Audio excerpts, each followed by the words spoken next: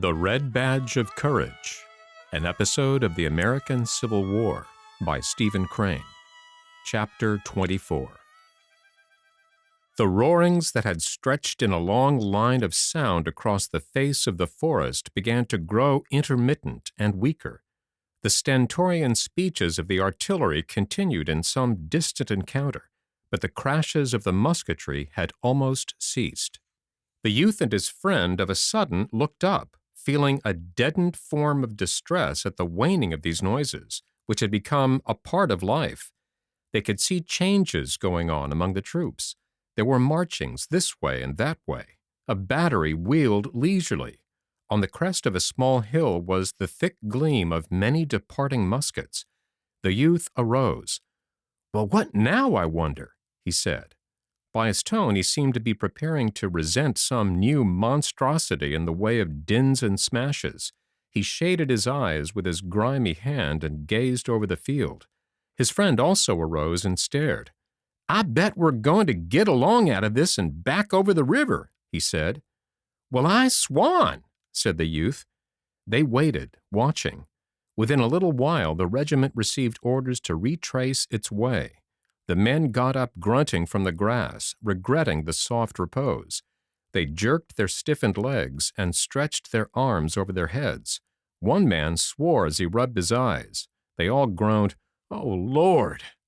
They had as many objections to this change as they would have had to a proposal for a new battle. They trampled slowly back over the field across which they had run in a mad scamper. The regiment marched until it had joined its fellows. The reformed brigade in column aimed through a wood at the road. Directly they were in a mass of dust-covered troops and were trudging along in a way parallel to the enemy's lines as these had been defined by the previous turmoil. They passed within view of a stolid white house and saw in front of it groups of their comrades lying in wait behind a neat breastwork. A row of guns were booming at a distant enemy. Shells thrown in reply were raising clouds of dust and splinters. Horsemen dashed along the line of entrenchments. At this point of its march, the division curved away from the field and went winding off in the direction of the river. When the significance of this movement had impressed itself upon the youth, he turned his head and looked over his shoulder toward the trampled and debris-strewed ground. He breathed a breath of new satisfaction.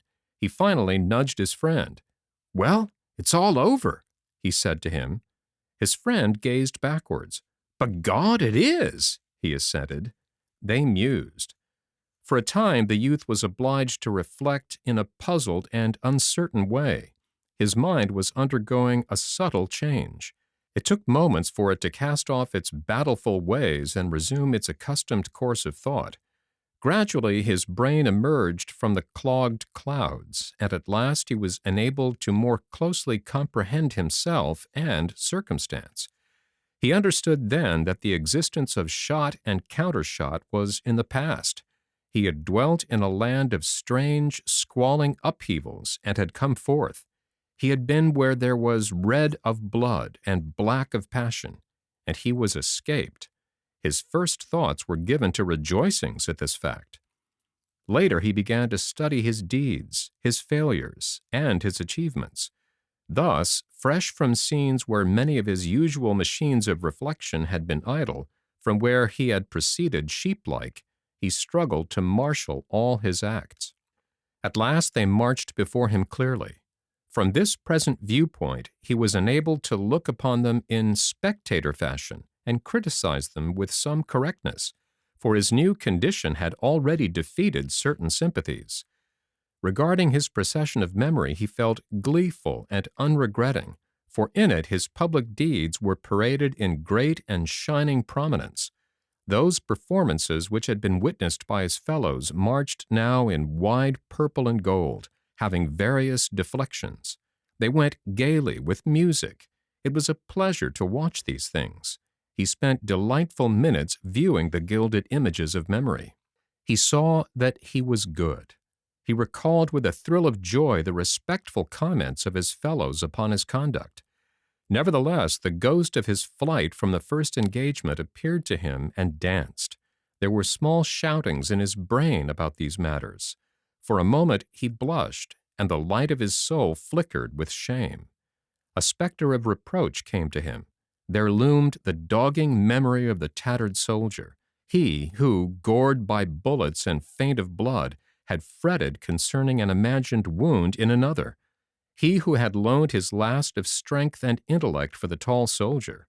He who, blind with weariness and pain, had been deserted in the field.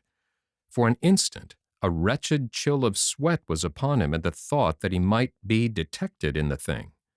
As he stood persistently before his vision, he gave vent to a cry of sharp irritation and agony. His friend turned. "What's the matter, Henry?" he demanded.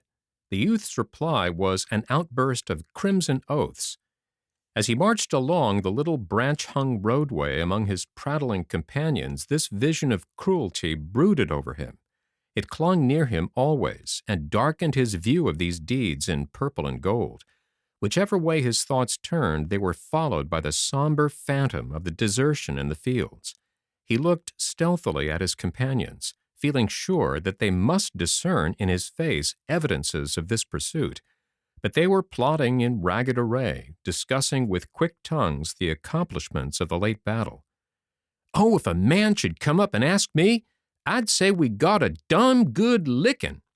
"Licking in your eye! We ain't licked, sonny. We're going down here always, swinging around and come in behind 'em." "Oh, hush with your coming in behind 'em. I've seen all of that I wanna. Don't tell me about coming in behind. Bill Smithers, he says he'd rather been in 1,000 battles than been in that hell of a hospital. He says they got shooting in the night time, and shells dropped plumb among 'em in the hospital. He says such hollerin' he never see. Hasbrook, he's the best officer in this here regiment. He's a whale. Didn't I tell you we'd come around in behind him? Didn't I tell you so? Oh, shut your mouth." For a time, this pursuing recollection of the tattered man took all elation from the youth's veins. He saw his vivid error, and he was afraid that it would stand before him all his life. He took no share in the chatter of his comrades, nor did he look at them or know them, save when he felt sudden suspicion that they were seeing his thoughts and scrutinizing each detail of the scene with the tattered soldier. Yet gradually he mustered force to put the sin at a distance, and at last his eyes seemed to open to some new ways. He found that he could look back upon the brass and bombast of his earlier Gospels and see them truly. He was gleeful when he discovered that he now despised them. With this conviction came a store of assurance. He felt a quiet manhood, non-assertive, but of sturdy and strong blood. He knew that he would no more quail before his guides wherever they should point. He had been to touch the great death, and found that, after all, it was but the great death. He was a man. So it came to pass that as he trudged from the place of blood and wrath, his soul changed. He came from hot plowshares to prospects of clover tranquilly, and it was as if hot plowshares were not. Scars faded as flowers. It rained. The procession of weary soldiers became a bedraggled train, despondent and muttering, marching with churning effort in a trough of liquid brown mud under a low, wretched sky. Yet the youth smiled, for he saw that the world was a world for him, though many discovered it to be made of oaths and walking sticks. He had rid himself of the red sickness of battle. The sultry nightmare was in the past. He had been an animal blistered and sweating in the heat and pain of war. He turned now with a lover's thirst to images of tranquil skies, fresh meadows, cool brooks, an existence of soft and eternal peace. Over the river, a golden ray of sun came through the hosts of leaden rain clouds. The end.